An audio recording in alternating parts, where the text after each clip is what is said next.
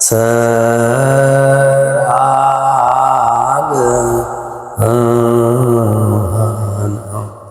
ሰንበተ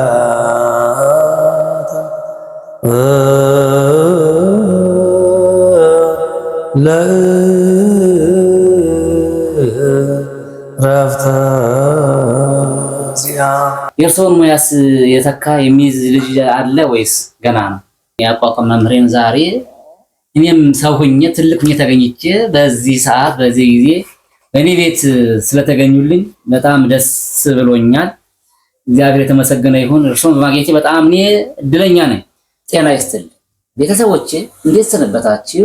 ትልቅ እንግዳ ይዤላችሁ መጣሁ። ምን አይነት እንግዳ? አቋቋም ያስተማሩ ወይም ደግሞ አቋቋም መምህሬን እግዚአብሔር ወዶና ፈቅዶ በዚህ ቀን በአካል ተገናኝተናል። እጅግም ከረጅም ጊዜ በኋላ ከረጅም ዓመት በኋላ ስላገኘኋቸው ብዙዎቻችሁ ሊቃውንት ታውቋቸዋላችሁ በእርግጠኝነት በዝና በስም ብዙዎቹ ደግሞ ከሳቸው የተማሩ ሊቃውንት አላችሁ። ስለዚህ ይሄን አባት ይሄን መምህር ዛሬ ወደ እናንተ ይዤላችሁ መጣሁ። ምናልባትም ካያችኋቸው ብዙ ጊዜ የሆናችሁ የኔታ ልጆች በያላችሁበት ሰላማችሁ ይብዛ እያልኩኝ የኔታ እንዴት ሰነበቱ? እግዚአብሔር ይመስገን። እስኪ መጀመሪያ ስምዎትን እስኪ ይናገሩ ለቤተሰቦቻችን ለሚመለከቱ።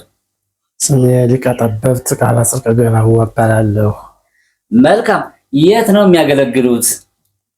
ኮምቦልቻ ደብረ ምሕረት ቅዱስ ገብርኤል። ወሎ ኮምቦልቻ ታውቋታላችሁ? ያቺ ንግስት ከተማ፣ እዛች ከተማ ላይ ለረጅም ዓመት እያገለገሉ ያሉ ኮምቦልቻ ገብርኤል የሚባሉ ቤተክርስቲያን ውስጥ የሚያገለግሉ የኔታ ቃለ ጽድቅ የሚባሉት እንግዲህ እሳቸው ናቸው። እንግዲህ ከነ የኔታ ሄኖክ ቀጥሎ በብቃት በንቃት በትጋት በሊቅነት ከሚታወቁት መምህራን መካከል አንዱ የሆኑት የኔታ ቃለ ጽድቅ ናቸው። የኔታ እና እንዴት ነው አገልግሎት፣ ህይወት ሁሉ ሰላም ነው? አገልግሎት ጥሩ ነው፣ ህይወትም ጥሩ ነው፣ ሰላም ነው። እኛ በነበርንበት ሰዓት እጅግ ብዙ ተማሪ ነበር፣ ብዙ አዋቂም ነበር። አዋቂ ማለት በደንብ የለየ ነው አይደል? በቋቋም ቋንቋ ቋቋም በደንብ የሚያውቅ ለመምህርነት የደረሰ አድራሽ ብዙ ነበሩት። ዛሬ ላይ እንዴት ነው ያለው አገልግሎት ያለው ተማሪ? እንግዲህ እንደ ጊዜው ዛሬም ላይ ያለው ተማሪ ወደ 100 ተማሪ ይገኛል። ያው እንግዲህ ከወቅቱም ከጊዜውም ያው ከማንኛውም ነገር አንፃር ትንሽ እንደ ድሮ ላይ ሆነ ይችላል። ዞሮ ግን አሁን ጉባኤው ያው እኔ እስካሁን ድረስ ሳላቋርጥ ነቅቼና ተግቼ እያስተማርኩ ነው ያለሁት። እንደ አጋጣሚ በምን ተገናኛችሁ ካላችሁኝ፣ በነገራችን ላይ ያለነው ዛሬ ከኔ መኖሪያ ቤት ነው የተገናኘነው። በየት መጡ እንዴት ተገናኛችሁ የምትሉ ካላችሁ ሰሞኑን ለምን ጉዳይ ነበር አዲስ አበባ የመጡት?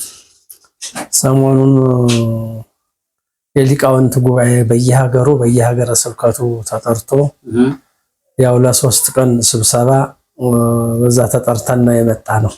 በዛ አጋጣሚ ነው እንግዲህ ያው የተገናኘ ነው። በእናንተ ጊዜ ተማሪው ወይም ደግሞ የአብነት ተማሪዎች በጣም ጠንካራ ናቸው። ሁሉንም የአብነት ትምህርት ሽምድድ አድርገው ባይምሯቸው ይዘው የሚወጡና የእናንተ ዘመን በጣም እጅግና ውብ ማራኪ ዘመን ነበር። በምን ከተባለ ቃለ እግዚአብሔር በመያዝ በትጋት አውሰ ደግሞ በጸሎት ከእግዚአብሔር ጋር በመገናኘትም ያለው እንቅስቃሴ በጣም የተሻለ ነበር። አሁን ደግሞ ትውልዱ ትንሽ የሰነፈ የደከመ ይመስላል። በምን ከተባለ ያው ኑሮም አለ ቴክኖሎጂም መጥቷል። ከዛ አንፃር እንደው ይሄን ትውልድ የአሁኑን ዘመን ትውልድ እንደናንተ የተሻለ ሙያ ይዞ እንዲወጣ ከዛም አልፎ የአብነት ተማሪዎችን እንዲያፈራ እንደው ምን ይመክራሉ? በዚህ ግር መንገዶት እንግዲህ በእኛ ጊዜ ያው ተማሪው ነቅቶ ለመማር ለመቀጠል አይምሮው ልቦናው ከዛው ላይ ነበር ያለው። አሁን ጊዜው በጣም ከቴክኖሎጂ ጋር የተያያዘ ስለሆነ በጣም ፈታኝ ጊዜ ነው ያለው። በቃል ከመያዝ ይልቅ በሞባይል ከመንቃት ከመትጋት ይልቅ አይምሮ በጣም የደከመ በጣም የሰነፈ በጣም በአሁኑ ጊዜ በጣም አስቸጋሪ ተማሪ ነው ያለው። ነገር ግን ወደፊት ቤተክርስቲያኗ ራሷ ጉባኤውን አዘጋጅታ የሚበላውን የሚጠጣውን ወደፊት አዘጋጅታ የምታስተምር ካልሆነች በስተቀር እንደፊቱ አሁን ስለመብርሃን ተብሎ ተወጥቶ ተወርዶ የሚኖርበትና ለምኖ የሚያጥሩበት ጊዜ አይደለም እና ከዚህ አንጻር በጣም የፊቱ ተማሪና የአሁኑ ተማሪ በጣም የተራራቀ ነው። እውነት ነው አባቴ። በእርግጥ እንዳሉት እኛ እየተማርን በነበረበት ሰዓት ብዙ ጊዜችን የምናሳልፈው ከጉባኤና እንደገና ደግሞ ልመና እንኳን ስንወጣ ያው ይታወቃል እንዳሉት በእንተ ስማ ለማርያም ስለመብርሃን ብለን ነው የተማርነው፣ ለምነን ማለት ነው፣ ቆሎ በልተን ነው። አሁን ደግሞ ዘመኑ እንደሱ የሚያስኬድ አይመስልም። በጣም እየከበደ ነው። የዘመኑ አጽዋም አለ። የህዝቡም ቢሆን ትንሽ እንደጥሩ ላይሆን ይችላል። አሁን እንዳሉት መሰረታዊ ነገሮችን ለማስኬድ የአብነት ትምህርት ቤት ላይ ማነው መስራት ያለበት? ቤተክርስቲያኗ ናት። አብሶ ደግሞ በጀት የሚባለውን ነገር በመፍቀድ ጉባኤ ቤቶችን በማሳመር ማለት ነው እና እጅግ አሁን ትውልዱ እንደሚያዩት ምንፍቅናውን በስቷል እንደሚያዩት። አሁን ደግሞ ያው የከፋ የሆነ ነው። የቤተክርስቲያን ትምህርት ተምሮ አድጎ በቤተክርስቲያን ብዙ ነገር አድርጋለት ከወጣ በኋላ ደግሞ ሌላ አስቸጋሪ ነገር እያመጣ እናያለን። አብሶ ይሄ ቴዎሎጂ የሚባሉ አካባቢ የሚወጡ ሰዎች እንደው አስቸጋሪ ፈተና ላይ ነው ያለነውና እንደው ከዚህ አንጻር እንደው ሰሞኑን ከጉባኤው ጋር ተያይዞ እንደው ምን ታዘቡ? እንግዲህ መቼም ወጥቶ ወርዶ ተርቦ ተጠምቶ ቤተክርስቲያኗን የሚያገለግለው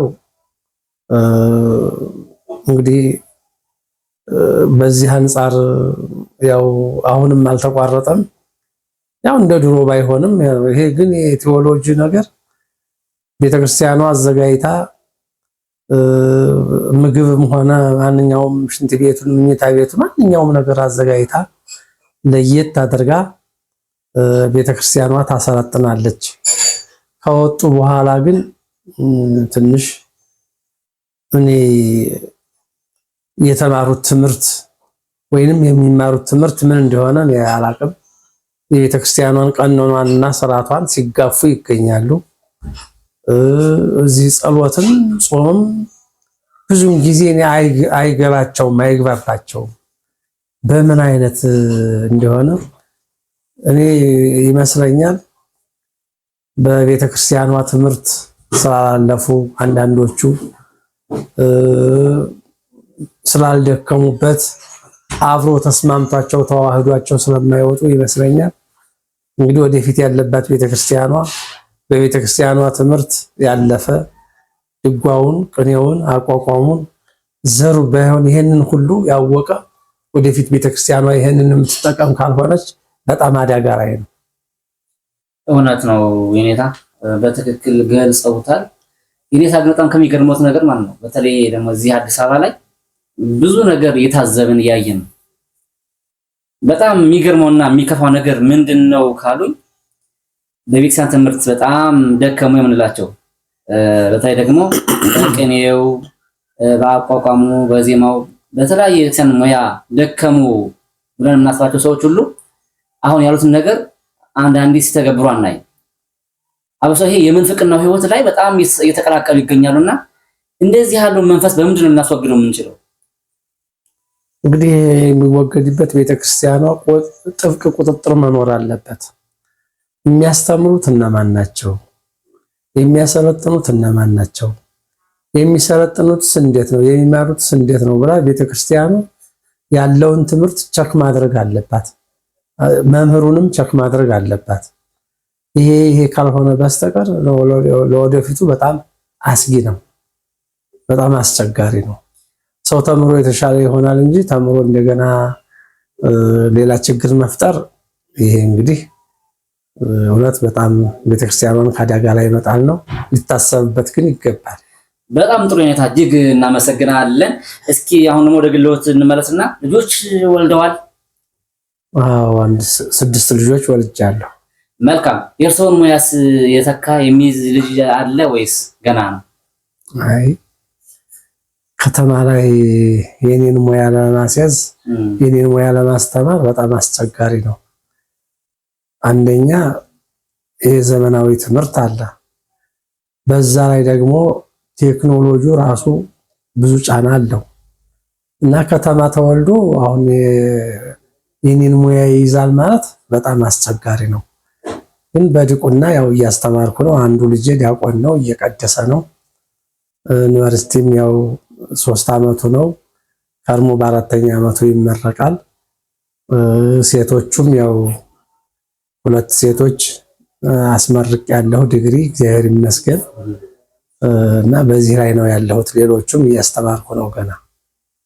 የሚገርመው ነገር እኔም ብዙ ጊዜ የማስበው ነገር ነው አሁን የተናገሩትና ከተማ ውስጥ ብዙ ጊዜ ወጣቶች ለዚህ ለእናንተ ሙያ መብቃት በጣም እየተቸገሩ ይሄን ትምህርት ይሄን ሙያ የእናንተን ሙያ መያዝ የሚፈልግ ሰው በእርግጠኝነት ገጠር ነው መግባት ያለበት። ምክንያቱም ከተማ ውስጥ እንዳሉት ብዙ የሚያሰነፍ ነገር አለ፣ ብዙ የሚያደክም ነገር አለ ይመስለኛል። እንደው እኛም ወደዚህኛው ደረጃ ያደረስነው እኔም አሁን ብዙውን ጊዜ ያሳደፍኩት ገጠር ላይ ስለሆነ ነው። ከተማ ውስጥ እንዳሉት በጣም ብዙ ምቾት የሚመስለኛል፣ ብዙ ነገር ስምሳለው። ከዛ አንፃር ይመስለኛል የከተማ ልጆች ወደ ገፋ ከድቁና ያለፈ ነገር ማይኖራቸው ለዛ ይመስለኛል። አብዛኛውን በደንብ እንደው ብናየው ብዙዎቹ ሊቃውንትና መምህራን አብሶ ደግሞ የአብነት መምህራን የሚወጡት ገጠር ላይ ተምረው ያደጉ ከሆነ ነው እንጂ ከተማ ውስጥ ሆኜ አቋቋም ተምሬ ጨርሼ ቅኔ ተምሬ አስተምሬ የሚባል ነገር በጣም ይከብዳል። አይሆንም በጣም። ስለዚህ ገጠሯ ለዚህች ቤተክርስቲያን መሰረት ናት ማለት ነው። ዋው መልካም ይለታ። እስኪ እንግዲህ አሁን ሰሞኑን እንግዲህ ያው ዘመነ ፋሲካ ነውና ከዘመነ ፋሲካ እስኪ ትንሽ ቃለ እግዚአብሔር ያሰሙን። ቃለ እግዚአብሔሩን እስኪ እንትን ነው የሚሉልኝ መጀመሪያ ሰርአ ለነ ሰንበተ አመላለሱን እስኪ ትንሳኤው ሰርአ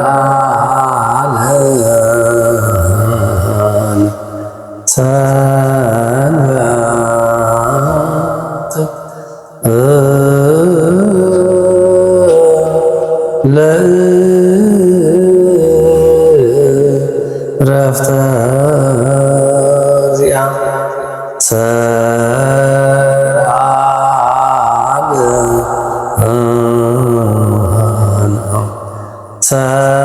ሰንበተ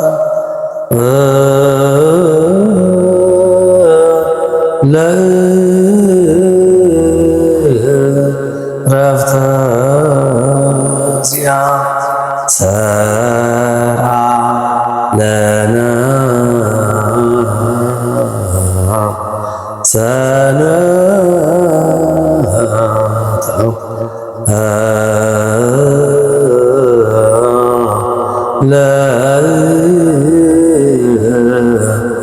ሰንበተ ለዕረፍተ ዚአ ሰርአ ለነ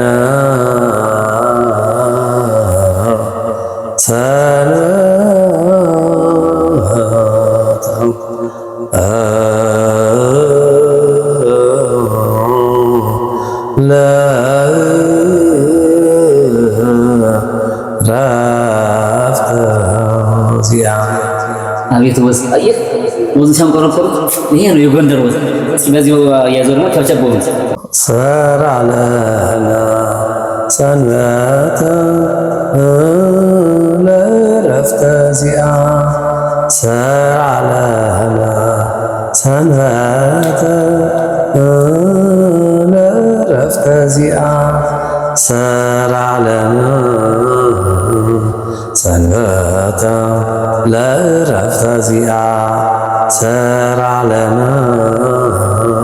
ሰንበተ ለዕረፍተ ዚአ። መልካም ደስ ይላል። አሁን ደግሞ ወምድርኒ ተገብር ፋሲካ የሚለውን በእስኪ በበዓታው